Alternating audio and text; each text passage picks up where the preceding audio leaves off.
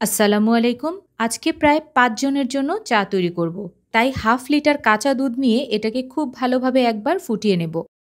দুধ ফুটে আসলে এর মধ্যে ভরে ভরে ৩ টেবিল চামচ পাউডার দুধ দিয়ে দিব, কারণ এই পাউডার দুধের কারণে দারুণ একটা ফ্লেভার অ্যাড হবে। এরপর এটাকে চুলায় রেখে দিয়ে ঘন করে নিব।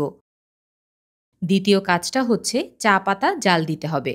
আরেকটা প্যানে পরিমাণ মতো পানি নিয়ে ফুটিয়ে নিতে হবে। আজকে চা তৈরি করব একটা প্রিমিয়াম চা দিয়ে, আর এটা হচ্ছে ইস্পাহানির ব্লেন্ডার্স চয়েস প্রিমিয়াম ব্ল্যাক টি। অনেকেই প্রশ্ন করতে পারেন কেন এই চা ব্যবহার করছি।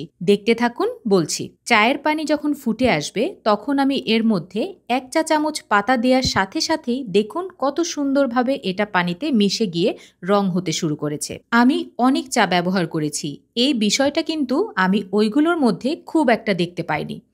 যাই হোক, পরিমাণ মতো চা পাতা দিয়ে এটাকে একটু জাল করে একটা কড়া লিকার তৈরি করে নিব।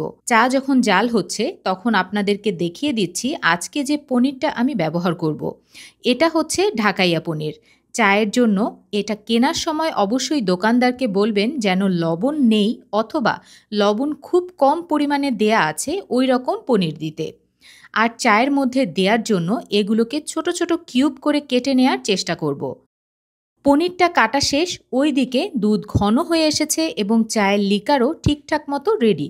চলুন তাহলে চা বানিয়ে ফেলি। প্রথমেই ৩টা কাপ নিয়ে তার মধ্যে পরিমাণ মতো চিনি নিয়ে নিব। এরপর অ্যাড করতে হবে ঘন দুধ। এবার যাবে মালাই। এই মালাইটা কিন্তু দুধের স্বর। আপনাদের কাছে যদি না থাকে তাহলে আপনারা চাইলে ক্রিম ব্যবহার করতে পারবেন। এবার এর মধ্যে অ্যাড করতে হবে ঘন লিকার। সবকিছু খুব ভালোভাবে মিশিয়ে নিয়ে তারপর সবশেষে অ্যাড করব আমাদের কেটে রাখা পনির। তৈরি করা এই চাটা যখন চুমুক দিবেন তখন মুখের ভেতরে অবশ্যই পনির যাবে, আর সেটা যখন আপনি কামড় দিয়ে খাবেন তখন অনুভূতিটাই ভিন্ন রকম হবে। তাহলে আজকে বিদায় নিচ্ছি। ভালো থাকবেন। ধন্যবাদ।